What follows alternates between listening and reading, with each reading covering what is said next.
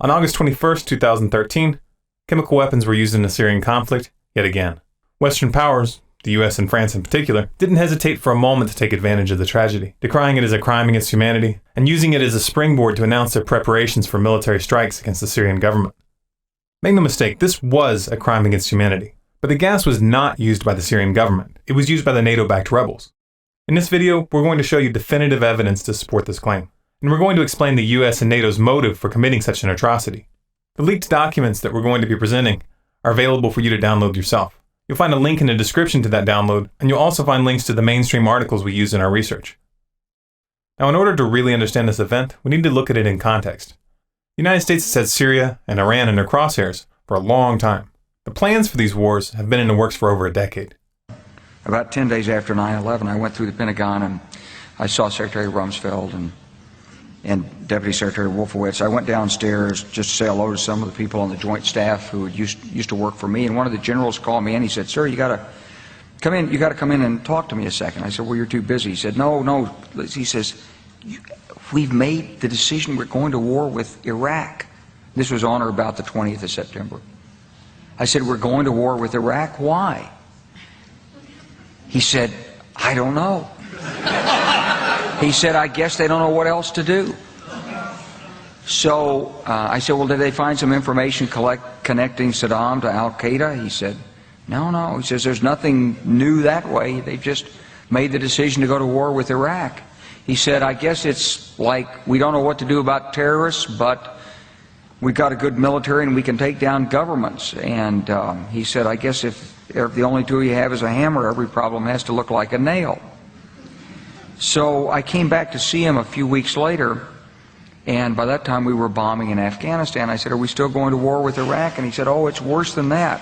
He said, he reached over on his desk, he picked up a piece of paper, and he said, I just got this down from upstairs," meaning the Secretary of Defense's office today, and he said, "This is a memo that describes how we're going to take out 7 countries in 5 years, starting with Iraq and then Syria, Lebanon, Libya, Somalia, Sudan, and finishing off Iran."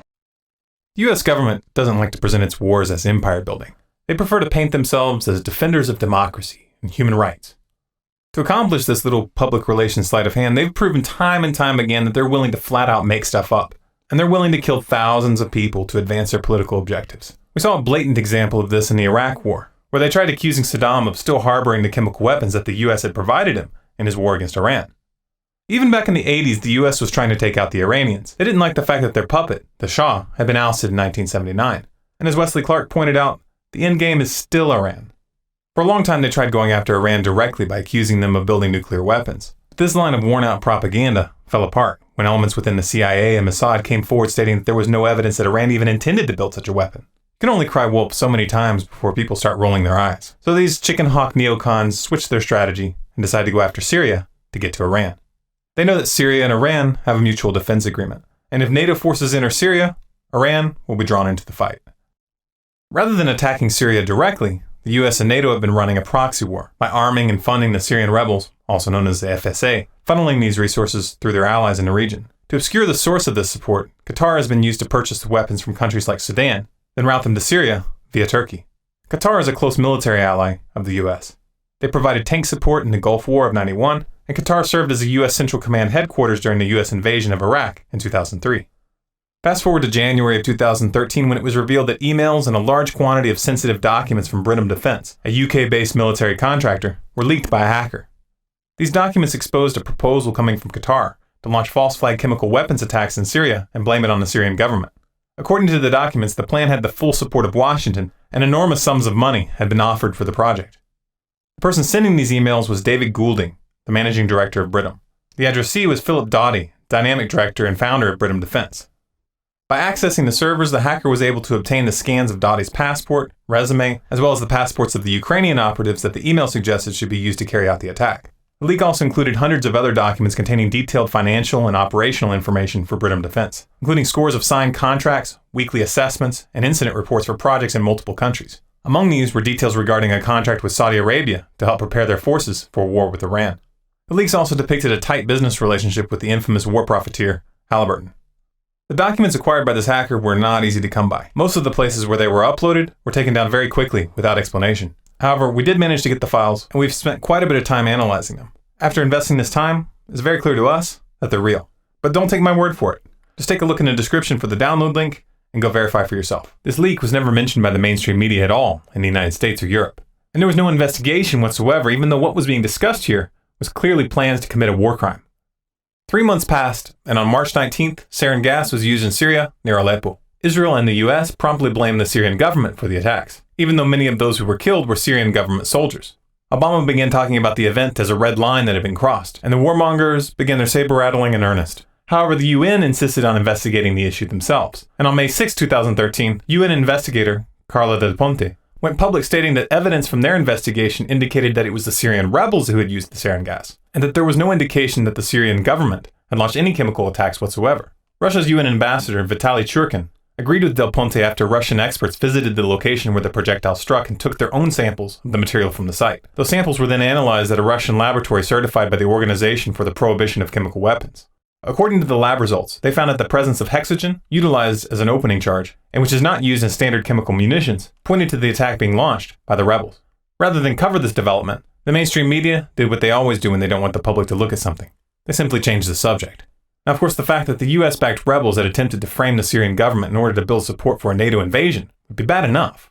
They were trying to start a war of aggression. But let's remember that sarin gas was in fact used. This means that the US and its allies were willing to commit a blatant war crime, killing scores of civilians in order to justify toppling Assad. Nor did the US withdraw their support after this event. In fact, they increased it. In July, the US began openly discussing, quote, kinetic strikes against Syria, as if their lies hadn't been exposed. This, of course, brings us to the attack on August 21st, 2013, where they attempted once again to frame the Syrian government for the use of sarin gas, and once again, they got caught. The first wave of media coverage tried to pin the attack on the Syrian government, and the US and France instantly came out condemning Assad. By August 24th, the Pentagon had already announced plans for missile strikes. But even as they did, their story was already falling apart. The Syrian army came forward that same day with footage to back up their report that they had uncovered a massive chemical weapons cache in rebel tunnels in the Damascus suburb of Jobar. This is the exact neighborhood where the chemical attack took place. The Syrian government's version of events is backed up by several key bits of evidence. 1. On May 31st, 2013, security forces in Turkey found a 2-kilogram cylinder filled with sarin gas after searching the homes of Syrian militants.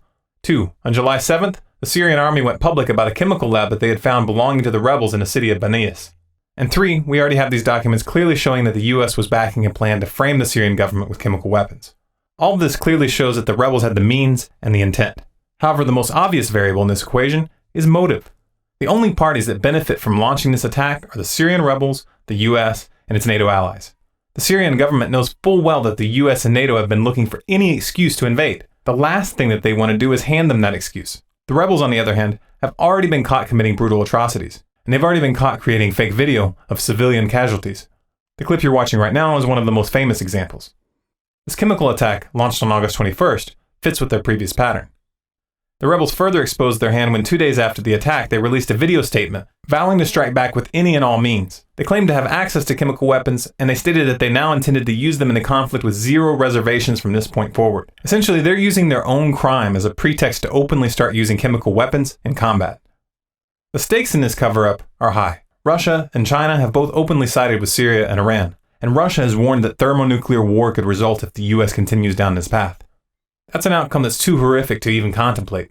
However, even if that worst-case scenario is averted, this is still a matter of life and death for the Syrian and Iranian people. If the US invades, a lot of civilians are going to die.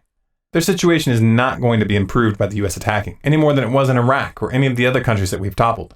We have to do everything in our power to stop this. Please help us get this information out to everyone, especially those in the military. Share this to Facebook, to Twitter, post it on your website. Download those documents, put them on disk with this video, and hand them out on the streets. If you're in the military and you find this video, please send it to your commanding officer and to everyone that you trust in your unit.